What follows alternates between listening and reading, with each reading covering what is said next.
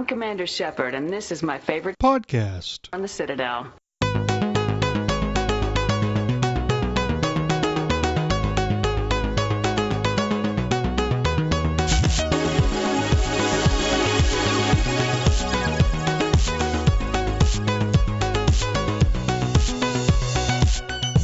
Welcome to Andromenerds, episode number 4.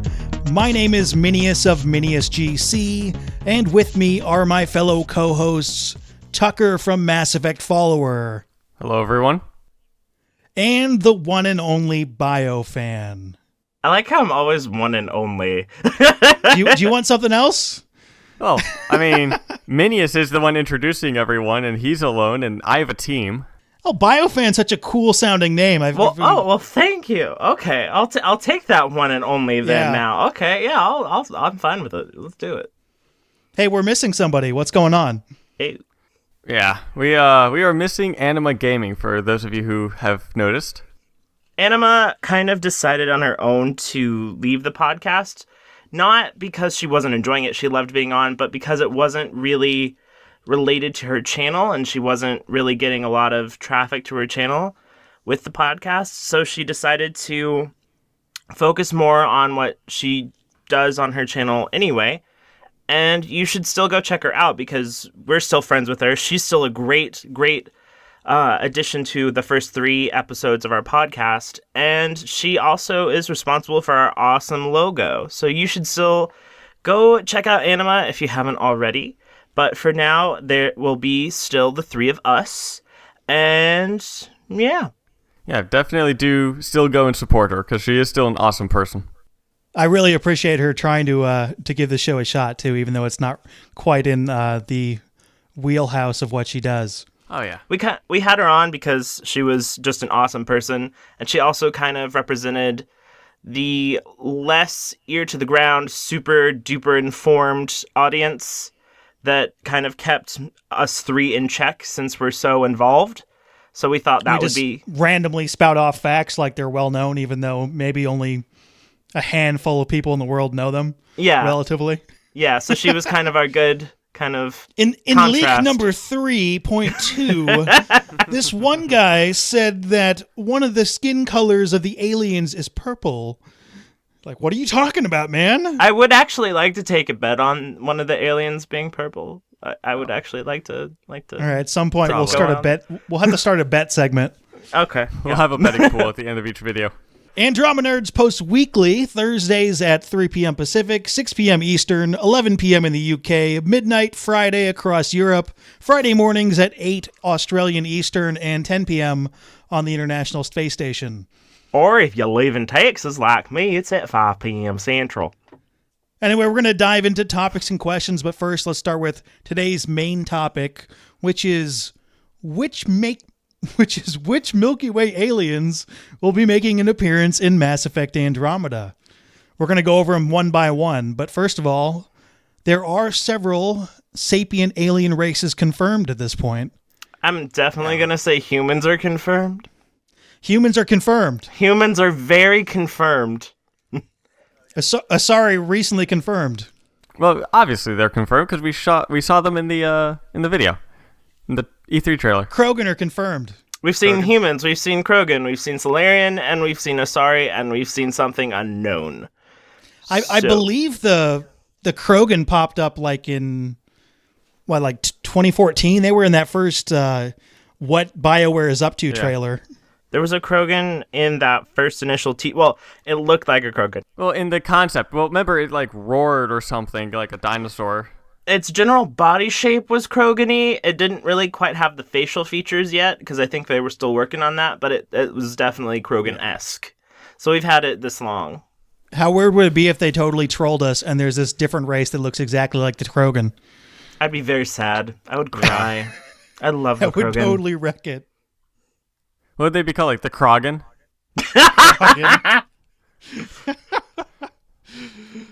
They better just be Krogan. So we got 4. I don't think we mentioned the Solarians yet. The Solarians are going to be in it.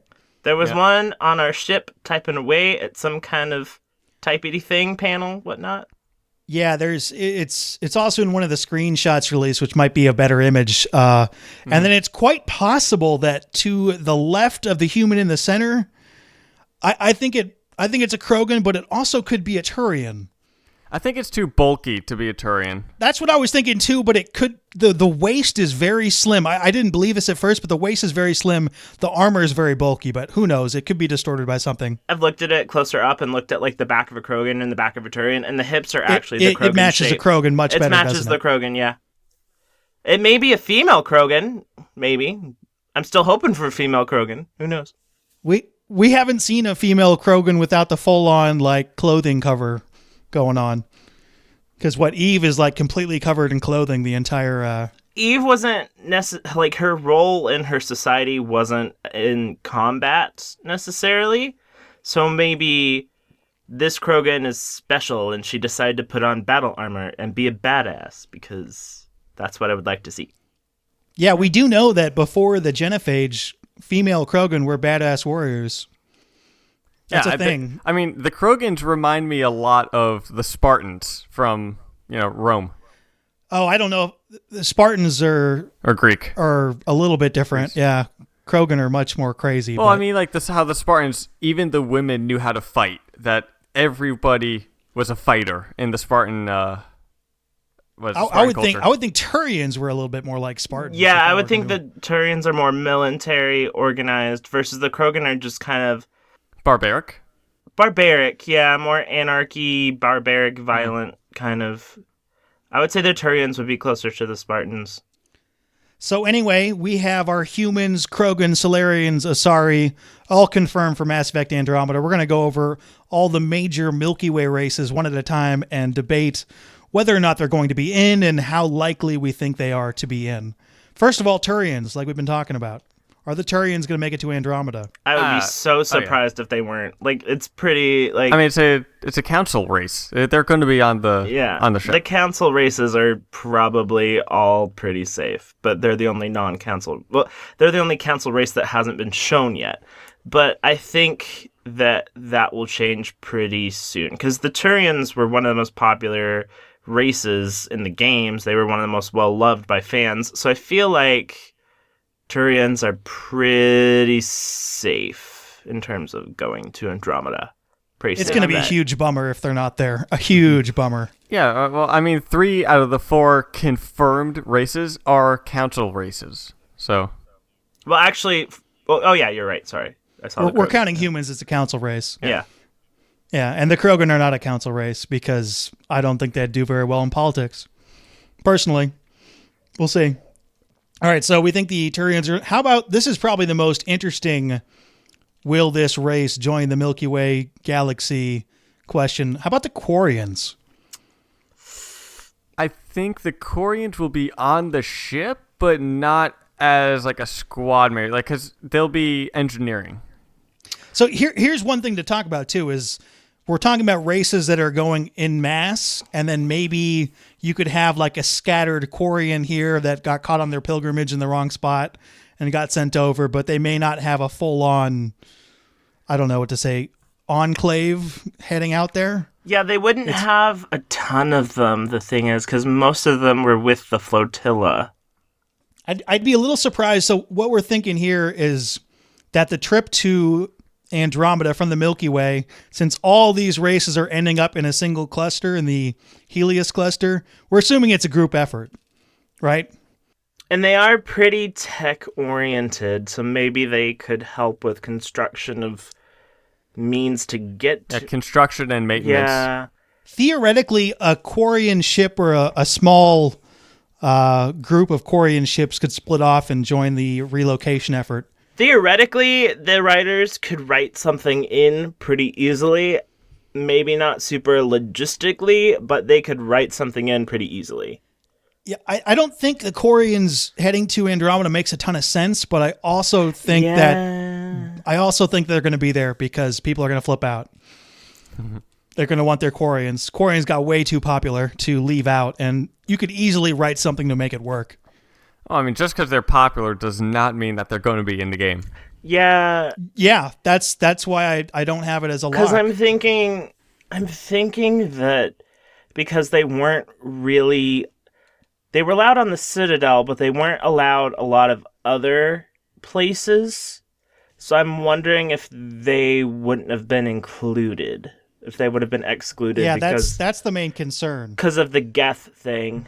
It does also depend on when the game takes place. If it is after the creation, I mean, if it's like sometime in the Mass Effect trilogy, the Quarians are still being punished for creating the Geth. Mm-hmm. So not a sure thing. Them, I wouldn't be surprised if they weren't there. Let's say that. Like, I wouldn't be surprised if they weren't there. Let's make it more interesting. 10, a scale to 1 to 10. 10, they're going to be there absolutely. 1, they're not going to be there. Where do you put the Quarians on that scale? 5. 6. 5. I'm going to go with 7. But yeah, that's a lot of room for them not to be there. Yeah. I don't know. And there's one other major race, and I gave you guys a little document. This is not there. How about the Geth, though? Do you think that Geth will be in Andromeda? No. No, I don't think they will at all, because their existence within the galaxy is so dependent on events in Mass Effect 3, like whether they're going around and having conflict with all the races, or if they'll eventually be inducted in and be peaceful. I think it's so dependent on that choice in Mass Effect 3 on whether all the Geth get wiped out or whether all the Quarians get wiped out, that I think the Geth are too dependent on that choice for them to be present in Andromeda. Also, because we're leaving before the end of ME3, they probably wouldn't have been allowed onto the ships leaving for Andromeda in the first place. I totally agree. I just think that enemies or characters or races that were enemies in the game are not going to be in Andromeda. So the Reapers, the Geth, the Vorka, and the Collectors. I don't think the thing about the Vorcha, though, about the Vorcha though is that they're kind of the general like outlaw goon gun for hire kind of race. Smuggler race, yeah. So I think like maybe they could have been smuggled onto the ships so they can smuggle some more. So like stowaways is what you're saying. Stowaways, yeah. Like I feel like that could be a possibility if they popped up. Like I wouldn't be surprised if they showed up. It'd be the difference between a stray Vorcha and a bunch of Vorcha. Yeah. It'd pop against a stray Vorcha there somewhere. Because I feel like Vorcha, while we've always seen them in violent situations, aren't necessarily like public enemy number 1 like the Geth are. So I feel if some Vorcha walked by, people would be scared, but they wouldn't be like, oh no, we have to kill them, like immediately, you know? They may not be scared. They may just chuckle. The Vorcha were frequently comic relief. That is true. I know serious Vorchas there. And even when they're all over in the Omega station, and nobody's scared of them, they just kind of think they're gross. I don't want to touch that. Well, I was talking like... They do. They think they're gross. Like if they showed up on... Like, I'm thinking the ships that are leaving are kind of like Citadel level of higher society, kind of. Like I feel that they might be that kind of culture, like the Citadel kind of higher ups. So I think they'd be kind of like, what is a Vorcha doing here? Oh God, kind of thing. Instead of like the Omega where like, yeah, whatever, I don't care. You know? Okay, so we're going to go with Vorcha, maybe Geth are out, Quarians are maybe, Turians are in. What about the Batarians? A lot of people want Batarians in. Really? Do the Batarians? Yeah, it's interesting. When I brought this topic up on one of my videos, Batarians very popular, far more popular than I thought. I mean, I didn't know they were that popular either. I'm unsure about that. Again, it kind of depends on when it takes place in the Mass Effect trilogy. If it's later on, because it depends on how big humans are. Because if humans are a big thing in the game, then because of the battle between the humans and Batarians, that the Batarians might not be on the ship. Well, I could also see a similar situation to the Vorcha where they're kind of brought on and there's kind of serve the role as like guns for hire. Because when it got to Mass Effect 3, most Batarians were either refugees because the homeworld got blown up, or they were guns for hire. So they could still be there, but I don't think they'd have a major role if they were. If you were like organizing a trip to Andromeda and you need peace on your ships, the Batarians aren't really the race to invite to that enclave because they're generally not very nice to people. If this is a private invitation kind of expedition, then the Batarians probably wouldn't be invited. I could see a couple of Batarians just being there, saying like, okay, we're not going to follow our crazy government and we're going to go out to Andromeda on this, but certainly not part of the government. You've got to consider the fact that if a race is there just to have one character in for a minor role, then that's a lot of time and effort to create all of those textures and assets and create the character model in the new engine and put it in the game. So if they're going to do it for just two Batarians that aren't major characters, then probably unlikely. But take the case of Javik in Mass Effect 3. If you don't count the flashback, only Prothean in the whole entire game, but he's a pretty important character, so he's worth making that character model and all the textures and everything.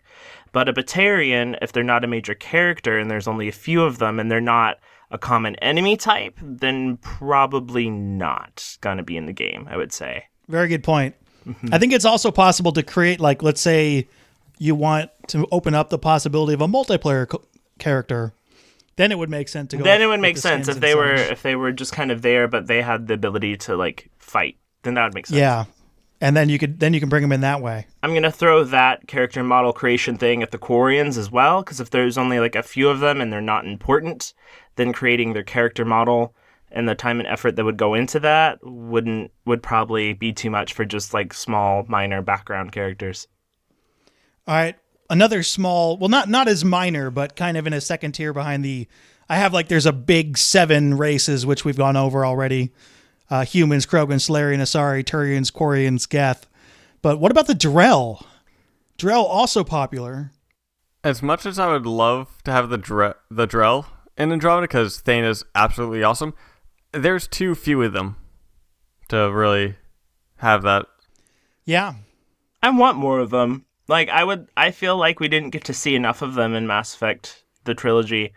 I would like there somehow to be a Drell population, like the Drell come with. Because aren't the Drell also kind of dependent on the Hanar? And the Hanar are that would be those two would be connected. The Hanar are pretty diplomatic, so I feel like the Hanar maybe could like work their diplomatic ways and get onto the ship, and maybe they decide to bring a lot of Drell with them for reasons. Or instead of that, the Hanar could be diplomatic and talk about that and send the Drell as their ambassador, as the Hanar ambassador. That could be true, because the Hanar might be like, well, we don't know what's going to happen with this expedition going to this other galaxy. So we're going to send the Drell. Yeah, that could be it. Because we still don't know, the motivations for leaving just quite yet. I think the motivations for leaving are because of the Reapers possibly showing up. But if it's not, then that changes the dynamic quite a bit. Yeah, I'd really like some news on the motivations for leaving. I'd love some news on anything. That's what I want to see on N7 Day. That's one of the things I want to see on N7 Day, is why we're leaving and when. All right, same thing. I think you could see a spare Drell or two. But then you'd have to consider the character model thing. There is a lot of work goes into that you might not think about. Yeah. Because Thane was really important, so that's why he was in the game. And his son was basically Thane with some slight recoloring. And the multiplayer character was the same thing with some slight recoloring. So, maybe. Just like every single Prothean looked like Javik? Yeah. Yeah. Yeah. Yeah. It's not racism. Not really. It's not racist. It's resources is what it is. Okay, how about some of the more minor races, like, let's say, Elcor? Will there be Elcor in Andromeda?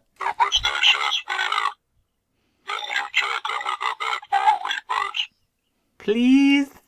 No, there won't be. I want some Elcor. I want Elcor so bad. After they put out this plushie, I need Elcor in my life. Again, just because, Elcor are my favorite race in Mass Effect, but just because it's a fan, I love how the Elcor talk. The way that they talk fascinates me immensely. But they're not going to be in Andromeda. They're not. I mean, we don't know how the beginning of the game might be. If the beginning takes place in the Milky Way, we might come across a few of them just in passing. But in Andromeda, I don't think they're not going to be there. The game does begin in the Milky Way technically, because there's that shot of the ships leaving Earth, and that's in that game. might just be for the trailers, though. Yeah, but that's in game. No, it was extent. confirmed that all of the Is in-game footage. Yeah, it was in-game footage. It may be slightly altered a bit. It could also get cut. It could also get cut, but I have a feeling that's in the intro, and they try and get the intro pretty solid early on. So I feel like it will begin. It may be just like 20 seconds of the game will take place in the Milky Way galaxy, okay? But that footage was in the Milky Way galaxy. It may be altered later, but that was leaving Earth with the ships.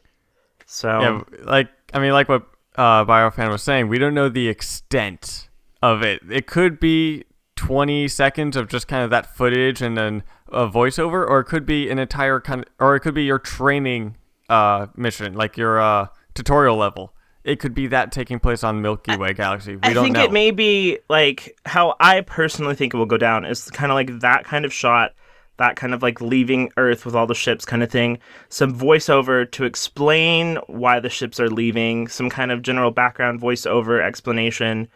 Then, boom, you're going to Andromeda, some pretty like intergalactic space flight kind of shots. And then it goes to Ryder waking up and boom, you hit the character creator.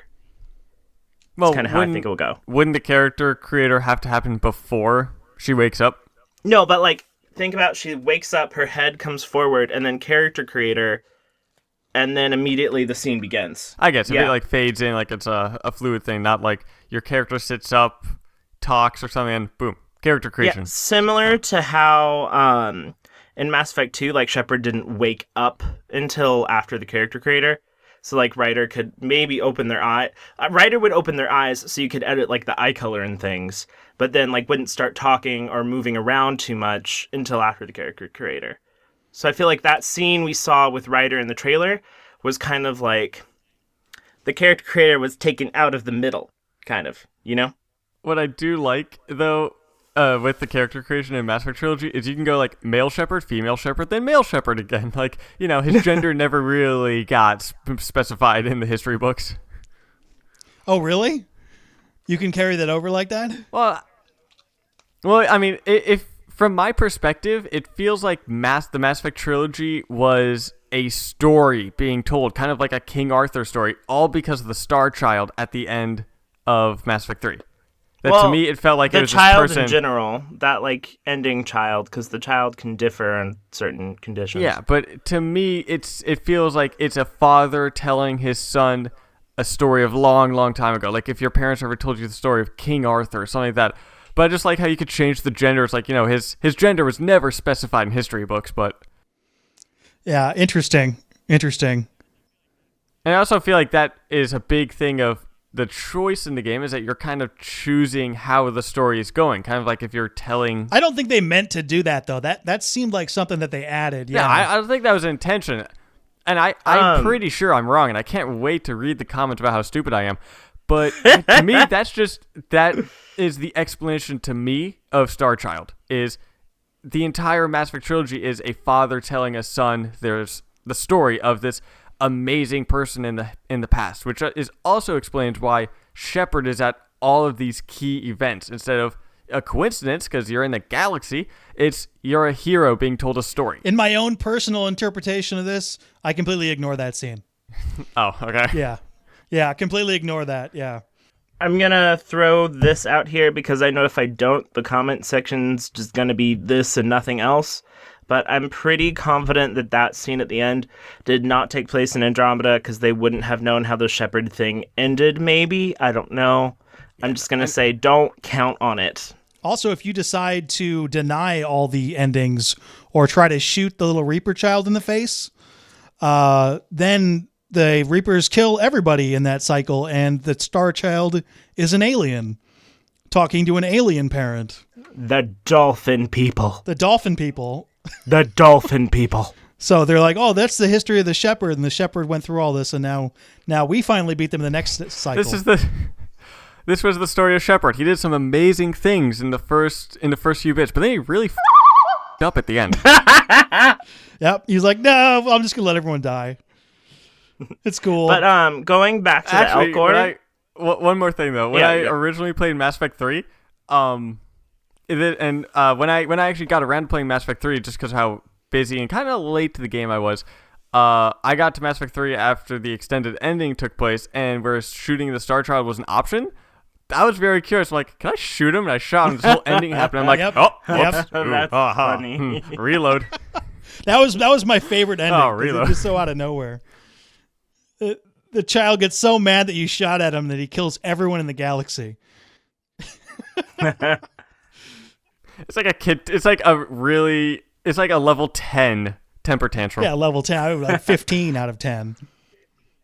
Going back to the Elcor, I would like to point out, though, that in contradiction to my earlier statement, there's only maybe like max 4 or 5 Elcor that ever existed in the trilogy physically. Well, they do have all the same character model, though, but there's only been like 4 or 5, so maybe... That you can talk to? That you could talk to. Maybe the Elcor could be there, since in the original trilogy they put them in there anyway, and there's only a few.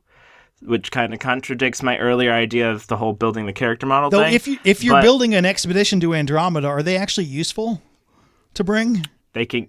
Well, they can carry stuff, kind of like they can like a pack animal. Yeah, think about it. They're like elephants. You can just put some things on their pack. We need you to come along to Andromeda so you can carry our stuff around.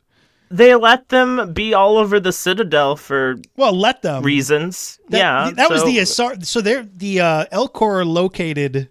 As far as the Milky Way galaxy is concerned, not in a system with a mass relay, but in a system nearby an Asari colony that has the mass relay. So the Asari discovered them, and the Asari are all about friendship and stuff. So I'm assuming the Asari invited them and like to hang out because they like everybody. But other than that, they just don't seem... I mean, I would love for the Elko to be there, but I don't see them making it. My heart, Minius. My heart. The Asari community is brought to you by My Little Pony. Friendship is magic. Okay, there's some more. The other race that might be on the same level as Elcor. What about the Volus? I think the Volus are going to be in Andromeda. They're pretty business oriented and money flow oriented and economically oriented. So I feel like an expedition to a new galaxy sounds like a great opportunity to make some cash. Oh yeah. So I feel like the Volus would be like all up in debt. Oh yeah, especially because look at what we've seen so far. That's not cheap.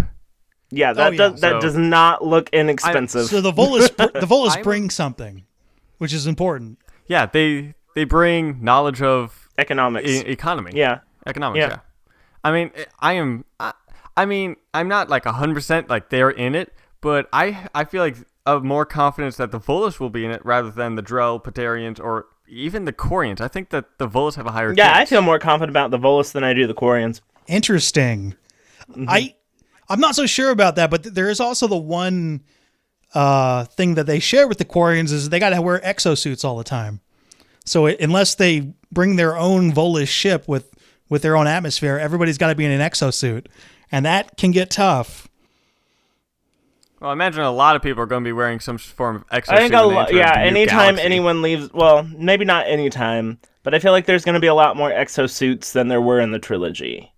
So it's like you work all this time, you do 4 hours on a character customization just for your character to be wearing a helmet 95% of the game. I'm not so sure about that because it's a fictional story and you're going to want to have as many open air environments. They can make oxygen be on places there wouldn't be oxygen. You want open air environments so you can have humans running around without helmets on.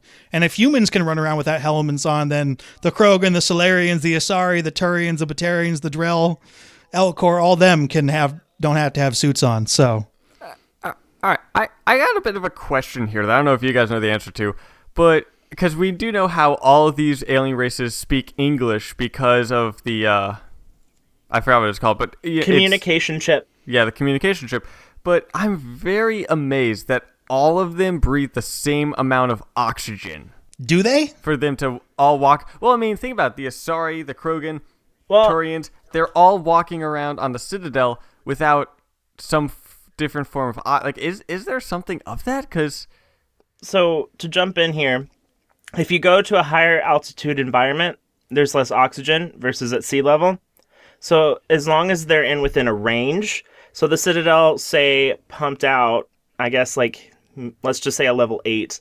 The Krogan needed only like a 1. Solarians maybe needed like, and this is a like totally made up measurement. Yeah. Solarians maybe needed like a 4. Asari maybe needed like a 7. Humans needed like a 5. But they all got what they needed from it. So maybe... Yeah, but even like with your example, when you go to a really high altitude, you still need... I mean, you can breathe up there, but you can't stay there and breathe. You need some form of assistance. There's people that live in really high altitude environments. Yeah, that's not quite true. Your body adjusts. Your body adjusts to it. I mean, you still get what you need. You don't get as much as you would at, say, sea level, but you still get the minimum that you need. I still do find it interesting that all of these alien races that are on the Citadel and just throughout other places, that they can all do this. Well, if they without couldn't, the some series would kind of break. Like, they wouldn't be able to do all of it. Yeah, and that is one of the things of it's science fiction. Shut up. Yeah, but it's just something I just thought about right now. I don't think the Volus breathe oxygen. I don't know what they breathe, but I don't think they breathe oxygen. Well, you do hear them having trouble breathing when they talk. Yeah, but they got a suit and a filter on because if they didn't, they would die. So they're breathing something. I just don't think it's oxygen. I don't know enough about. It might be in the codex somewhere. I don't know. I mean, you don't hear the Corians having the same problem when they talk. You don't hear them having a raspy Darth Vader-esque kind of breathing problem. I'm just assuming they have a tank. We're gonna have to read into that. Someone can look it up in the comments and tell us how stupid we are. Totally okay with that. Okay, what about, I'm gonna just list a whole bunch of other races, and you can see if you pick one out that any could be there. You got Protheans, you got Rachni, you got Leviathans, you got Collectors, you got Keepers. Any of those making it? No. Maybe Keepers? Really? No, because maybe. Really? No, because the Keepers were engineered to only be on the Citadel, and they were engineered to only deal with the Citadel. So unless we're taking the Citadel itself, they won't be there. I could totally see you jacking some Keepers and putting them on a ship, and they would just die. Yeah, but then they would, when you mess with them, they shut down. Yeah, don't they blow up though? Yeah, that was a big thing in Mass Effect 1. Is there was a side mission where you had to keep track of the Keepers. Yeah, if you interrupt them or mess with them or interfere with them, they will shut down, explode, etc.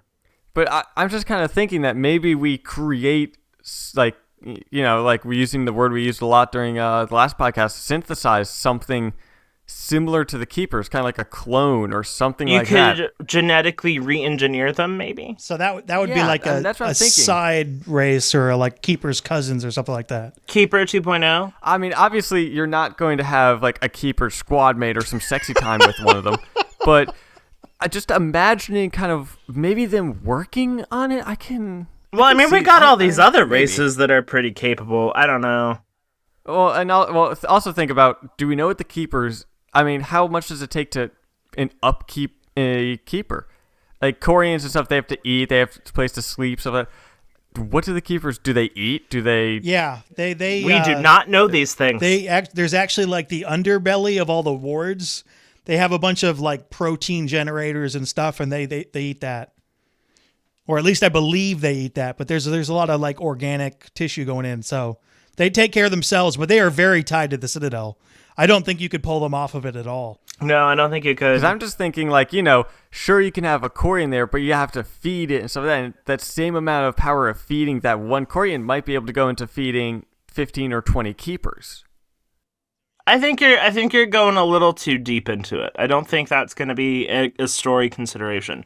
Maybe you have to get resources or something to feed all the people or something. I don't know, but I don't feel like you're going to have something quite that deep. Protheans, unless they somehow made it to Andromeda before being wiped out entirely. I hope they're not. I think we need to leave the Protheans Yeah, let's behind. leave them alone. Leave them behind. I'm not really. We talked about this a little bit last week, but the Reapers too probably should be left behind. Please don't. Please Yes, do please not. don't have the Reapers in it. Yes, okay, in the comment section, yes, they theoretically could get there. Just story-wise, that would not be Well, fun. their It directive wouldn't was be fun. kind of aimed towards where their creators existed, i.e. the Milky Way. So I kind of feel like they were created and their only real objective is to kind of do their thing for the Milky Way. Which would be nice, because, yeah, I just... be better not to rehash that storyline. Yeah, let's not. The only thing that is kind of interesting is that it could be... No, you know what? I'm not even going to go there. Let's just leave the Reapers out of it. And another thing is also, I mean, they really don't need. We do want all of these races in the Milky Way, but honestly, they don't need to do that. They could just say, oh yeah, only these 4 races are going, but here's 20 new races that you're meeting. From a fan point, we do want all of these races in, but honestly, there's no 7 races are going to be in there. It could only be the humans, Krogans, Solarians, Asari, and maybe Turians. I agree with that. I could totally see that. Yeah, I could see that, but I don't think there'll be 20 new races. I think between 4 to 7. Well, I'm just meaning that they might rather introduce a whole bunch of new races rather than not rehash, but bring in some old ones. Yeah, because the new ones will have to bring their own kind of cultural conflicts versus the ones coming along, unless they get new plot conflicts between the races, then the new races will kind of be used to resolve new kind of racial conflicts, you know? I think the game would be better served by bringing somewhere between 5 to 7 Milky Way races and having the rest of them be new. Yeah. Yeah, that's what I'm thinking. Yeah, which is kind of what we're on board with, which is probably what they're thinking. That are some side ones like Elcor and Hanar that are just kind of there, you know? Plucked in little places. Possibly, yeah. Oh, but in terms of the Hanar, they were kind of semi-confirmed when I tweeted with Cheryl Chi. Do you say tweeted with, tweeted at? I don't know what the correct verb is.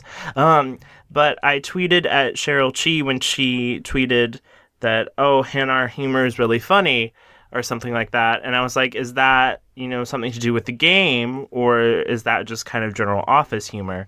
And she said a little bit from column A and a little bit from column B. So I think that's kind of semi, sort of, kind of, little bit, maybe sort of confirmed. There's a lot of moving room there. Yeah, it might be, it may not be. I'd give them a 70% chance. Wow. Okay. Well, see, that's why I'm thinking the Drell, the Hanar, because again, we could hear the communication from them, but they could be saying the Drell. I could see that, it's the Drell, playing some sort of message, this is your objective thing, kind of from the Hanar. Yeah, I could see that. So I'm still, even though from what you said, I'm still not thinking the Hanar themselves are going to be in Mass Effect Andromeda. I love the way you pronounce some of these. Hanar. Vorka, Hanar. Yeah. Yeah. Pronounce it however the hell you want, dude. They're fake people.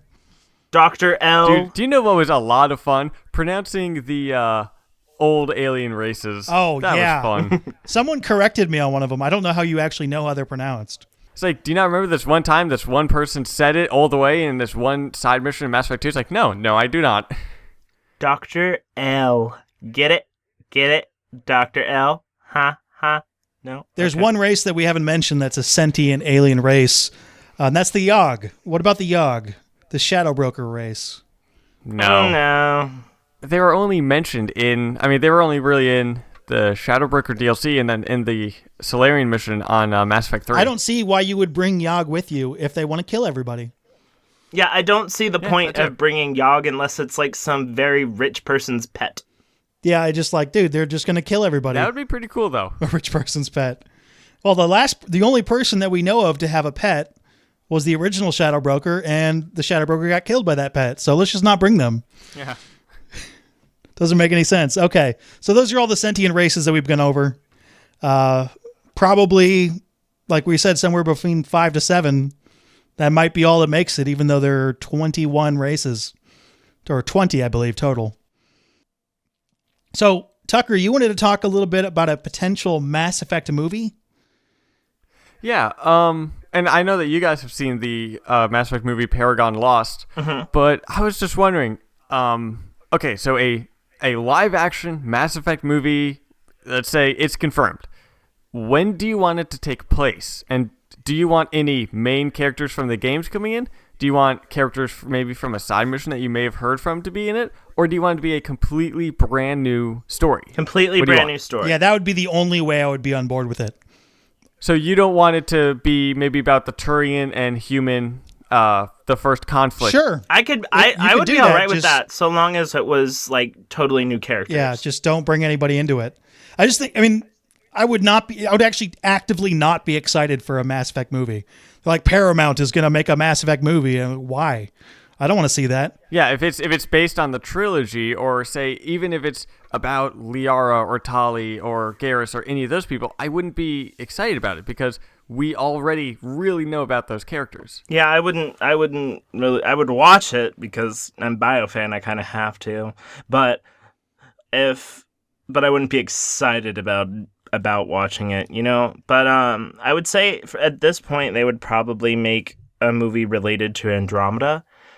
So, yeah, I feel like I did like Paragon Lost, and I feel like even though it did have a character from the game of James, it was his story beforehand, and also James was only in Mass Effect 3. You didn't learn his stories through 3 games like you did Garrus, Liara, or Tali. It's this brand new kind of person, and here's a little bit of his backstory. Yeah, that would be the only way.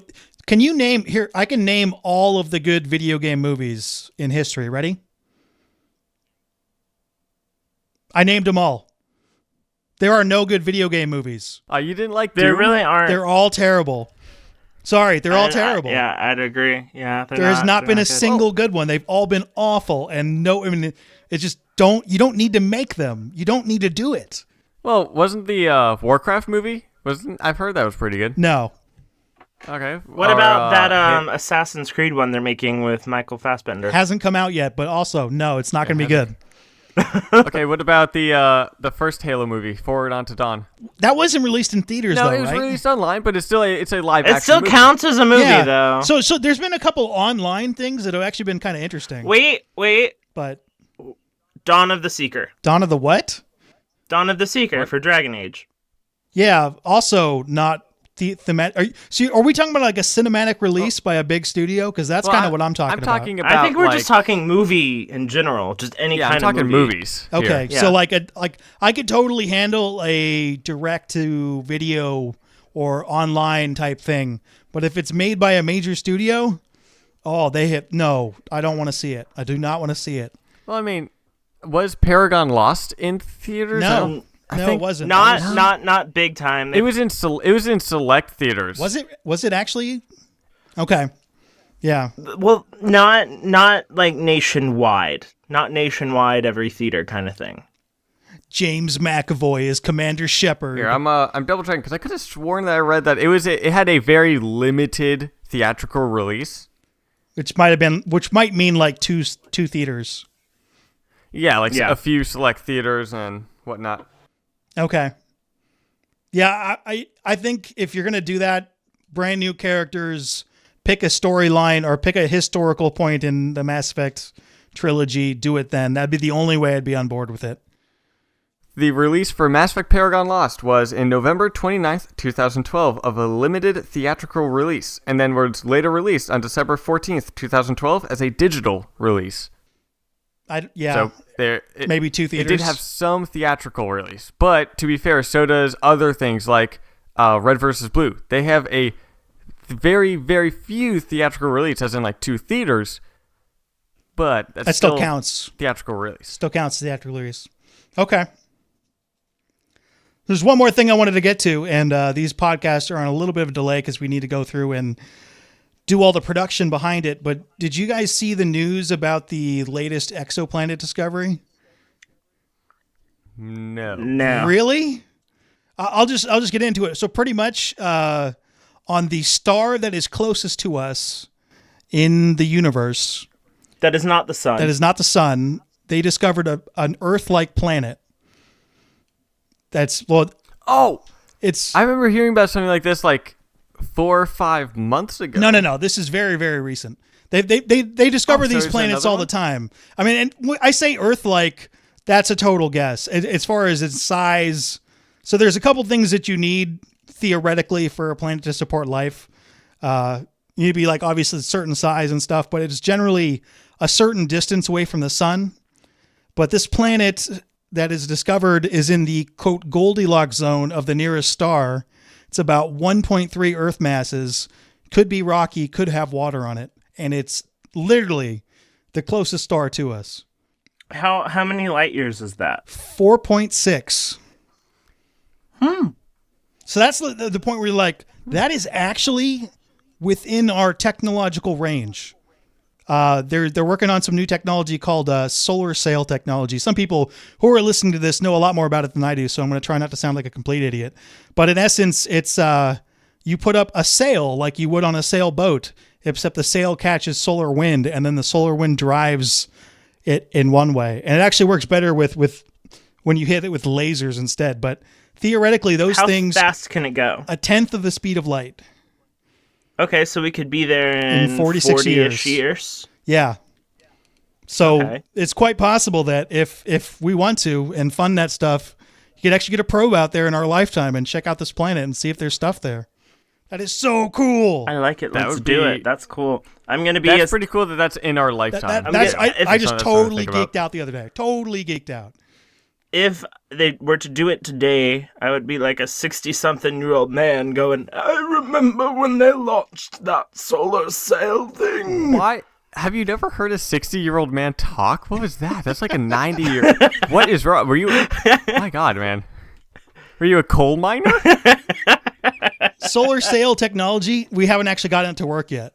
So, I mean, like really work. So that's... Okay, so then that is my like 90-year-old man when they actually get it to work. And Yeah. we don't actually know how fast it can go. The approximated or guesstimate test speed is like a tenth the speed of light. So... So Yeah, that it's- could be me at 90 saying that. It could be. Just the Okay. possibility that we can actually visit one of these exoplanets. It's just awesome. That's so cool. I just wanted to bring that up. Have you guys... I'm very curious. Have you guys ever seen this video where this scientist named Michio Kaku, yeah. something like that? I know I knew his name, but I cannot pronounce it correctly right now. But he put up a Science of Mass Effect 2 video where this person was interviewing him about these technological things that they have in Mass Effect 2, and he actually talks about the possibility of these things actually existing and how they would Yeah, work. we should get a link to that in the description box. He's I'll send it to you right now so I don't forget. it's a very interesting video. Definitely worth a watch. Guy knows his stuff. Yeah, Michio Kaku. It is pretty cool. And also, if you're just a fan of science, just check it out. It is pretty cool. Kelly, is there anything I should know? You have unread messages at your private terminal. Go ahead, Tucker. What have we got? Oh my God, we're such nerds. We're Andromenerds. Come on. There's no way. There's no way that's not hilarious. All right, before we get to questions, I do want to say that each month at Mass Effect Follower, we do a giveaway for Mass Effect Andromeda. And this month's giveaway is the way you're entered in this month's giveaway of September is to send us a Mass Effect related question to our Gmail at andromenerds@gmail.com. So all you need to do is just send us an email with a Mass Effect related question, and you are entered to win Mass Effect Andromeda on any playway or any console or computer that you want. So if you want on PC, Xbox, or PlayStation, let us know if you win, and you can get it. It's not specified to any playstyle. Very cool. And, to answer Minius and BioFan from any of the thoughts, no, you guys can't enter it. So. Fine, I'm excluding you from my giveaway coming up in October. There, okay. That's retaliation. You can't win any of my It'd stuff. be a bit unfair. I'm going to let BioFan enter. I'm too poor to give anything away, but I'm still excluding you from it. Okay, what kind of questions do we have? All right, the first one is from Christopher Sorrentino, which is, what are your thoughts on a co-op feature allowing a friend to take control of a squad mate and fight with you during story-driven missions? I think we talked about this in like A maybe little the bit, first yeah. or second episode. Well, Yeah, but we talked about a little bit about co-op kind of like side missions and stuff in like terms of taking over a squad mate, yeah, story, yeah, taking over a squad mate and having story missions. How would you feel about that? so long as they got some kind of loot bonus or something from it, because otherwise they wouldn't get anything other than entertainment out of it, I guess. It is a video game. Yeah. Yeah, I mean, I wouldn't like it Really? because it's now. I feel like because it's a main story mission that it might take away. Like, you have this awesome scene, you see your buddy there spinning in a circle. Well, just for the combat, though. I mean, not in the cutscene. Yeah, that wouldn't make sense in the cutscene. Oh wait, unless like when they did say you were playing the squad mate and then a cutscene triggered. I think you would watch the cutscene, but you would watch your friend pick all the choices, and you watch the cutscene play out by what your friend does in that case. Yeah. And, I mean, I also kind of feel like my choices might be affected because I have a friend there. Like, Really? it's like I could shoot. Well, I mean, I wouldn't want to go full renegade if I have a friend there. I don't want him to see that stuff. I mean, I wouldn't want to experiment with something like not curing the genophage while having someone like judging me for experimentation. I always cure the genophage, to clarify to the audience. Always Kill cure. all those Just Krogan. was curious. Just Kill was all those curious Krogan. Kill them. Happened. I'm whispering in your ear. Kill them. Kill them all. Minius, your avatar is a little baby Krogan plushie. Yeah. By the way, I love that idea. I'm just going to go on board. I love that. I don't think it's going to happen, at least not in this game, but I love that idea. I love it too. I don't think it will happen, but if it did, I'd be like, cool.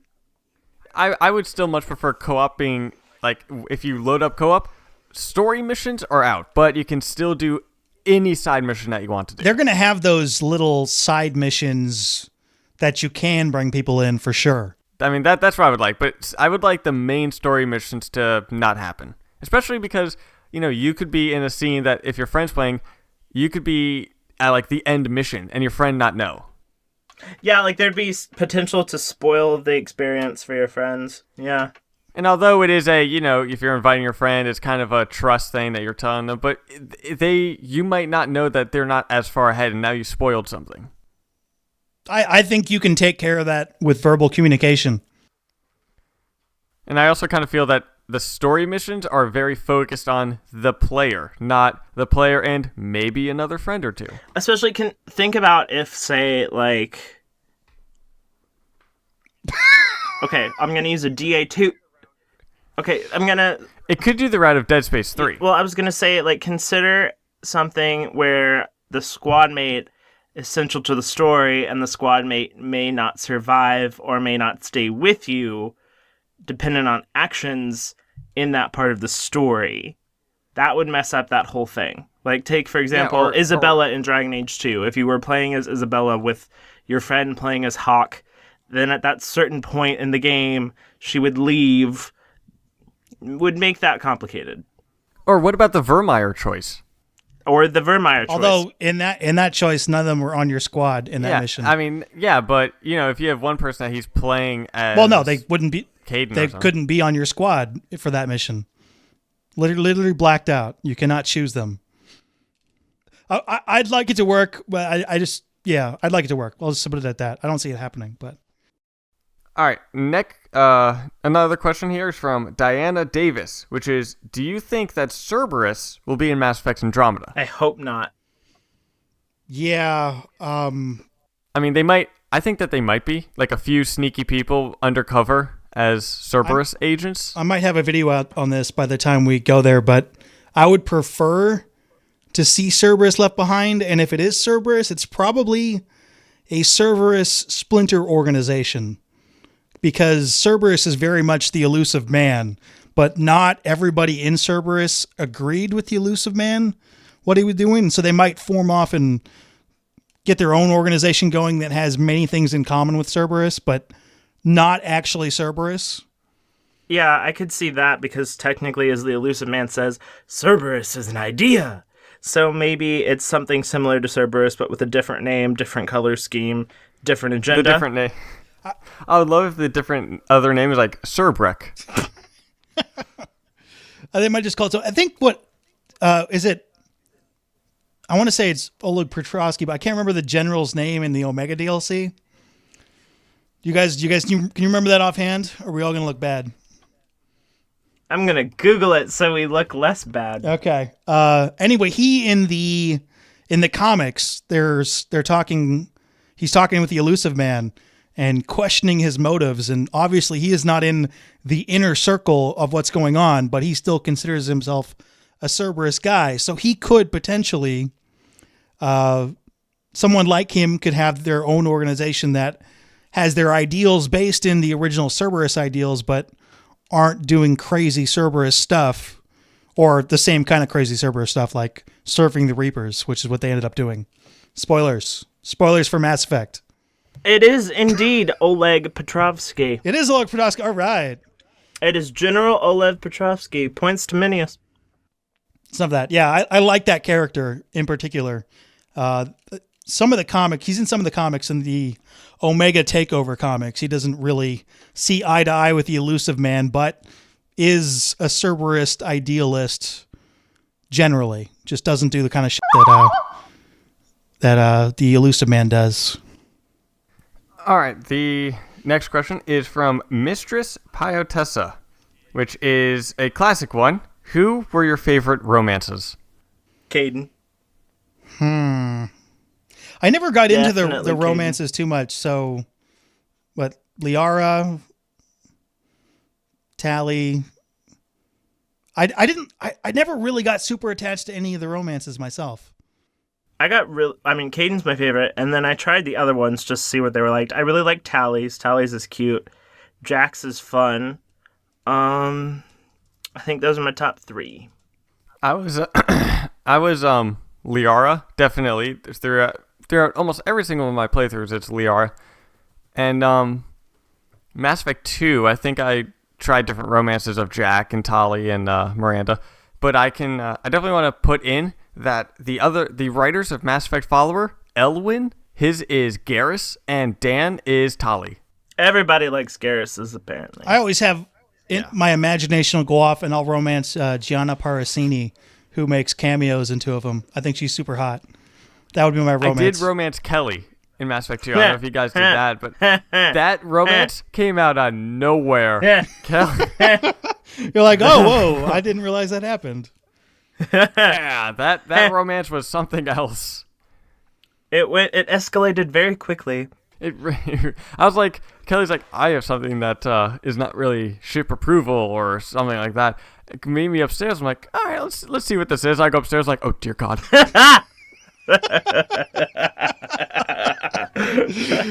Oh boy. Like that went from 0 to 100 extremely quickly. All right, we got time for one more question. Well, that's awesome because we have one more, and this one's actually quite a fun one. It is from Geiger something. I'm not even going to try to pronounce the last name. And this person asks, why did the Reapers not indoctrinate dangerous enemies like Commander Shepard, Admiral Hackett, or maybe Rex or Mordin to try to stop the cure for the genophage in some way? Or even an important scientist working on the Crucible? I think they were trying. Well, I mean, they tried with Commander Shepard. I mean, that whole theory.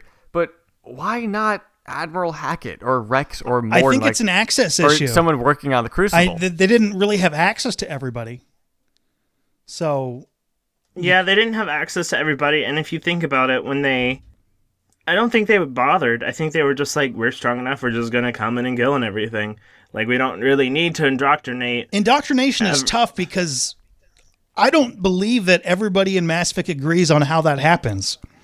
Yeah. So, theoretically, you need to have not one-time contact with the Reaper artifact, but you need consistent contact with the Reaper artifact or have the Reaper implant you at some point. If you think about indoctrination as a disease, kind of, because if you think about it, they come into the galaxy and try and wipe everything out. At some point, the very stubborn survivalist species or members of a species will have come in contact with Reaper tech so much that maybe they'll become indoctrinated. I think it's kind of like a fallback safety net. that if there's any kind of cockroaches that wiggle away that we can't find, they'll bump into Reaper tech so much that eventually they'll become indoctrinated, you know? Yeah, well, there's two major characters in the trilogy that are absolutely indoctrinated, right? There's Saren. Saren decides to go poking around inside of the Reaper himself, try to take it over as a starship. Mm-hmm. Obviously, direct contact with a literal Reaper, gets indoctrinated. Then the Elusive Man, who there's something in the comics where both Saren and the Elusive Man get zapped by probably a Reaper artifact, but that doesn't quite match up. But the Elusive Man becomes obsessed with Reaper technology, has it all around him, eventually implants himself, probably by indoctrinated suggestion. But they all have constant contact with Reaper tech, and that would need to be implemented towards a target. It'd be very hard to target specific people.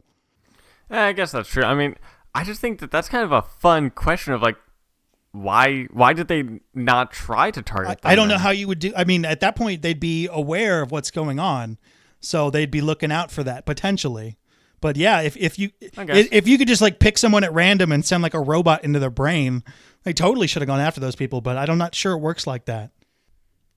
That and also story reasons. You know, it's science fiction. I mean, story reasons obviously is like, you know, we're not gonna do that. I would like to see indoctrination left entirely out of Andromeda. Yeah, let's keep it. If the Reapers aren't there, indoctrination can happen. There could be some form of mind control. I would like mind control out too. I mean, let's just let it go. The mind control A.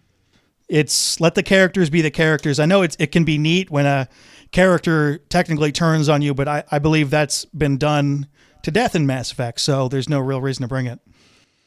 And with indoctrination and mind control, it's more like, you know, this person's a puppet. They're not doing their choices, but it's a lot more unique and interesting when, no, this person is doing it because to their core, they believe this is the right thing to do. Yeah, I find that far more interesting. I prefer the gray villains, like the Logains, that they think they're doing the right thing because they have reasons for what they're doing, even though what they're doing is technically antagonistic. So I think that mind control shouldn't be in Mass Effect Andromeda, although maybe like a small kind of thing, not as a big enemy, but maybe there could be like a parasite species or something. Yeah, like a parasite or a plant or something that, you know, this goes on with we're learning new things. Because they've done that. They've done it a couple times. The Reapers, Thorian, Leviathans, they all have the kind of like mind control, and I'd like to see them do something else. Let's move on from the mind control. Yeah. Or what about something like the Rachni? How the Rachni would take over a dead body? Yeah. Oh. That would be really but it's cool. The same I'm okay thing. with that. That's not, cool. That's not mind control. I guess because they're dead, right? Yeah, I mean, what is that? Just a reanimation of a corpse? Well, because they did it with the living Asari as well. The one that you meet on Ilium. Oh, yeah. Well, to be fair, that one kind of popped out of part of it. Right? No, I'm thinking of something else. Anyway, I'm sticking with me not wanting to see it. Yeah, I'm in agreement. That's all the nerdiness we've got for you today. Join us next week as we talk about what kind of squad mates we want in Mass Effect Andromeda. If you've got any questions for us, Mass Effect related or otherwise, feel free to email us at andromenerds@gmail.com, and your questions may be featured in an upcoming episode. Along with our co-hosts, be sure to follow Andromenerds on Twitter. If you like this podcast and would like to see some more awesome videos, be sure to check out and subscribe to our respective channels.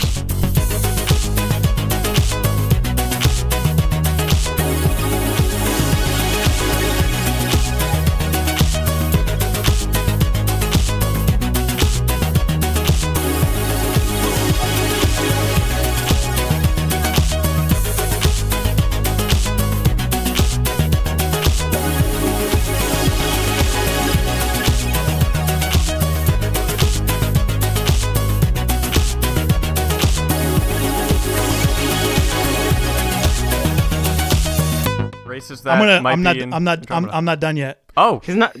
I'll go myself then. Yeah. Okay. We're gonna cut all this out.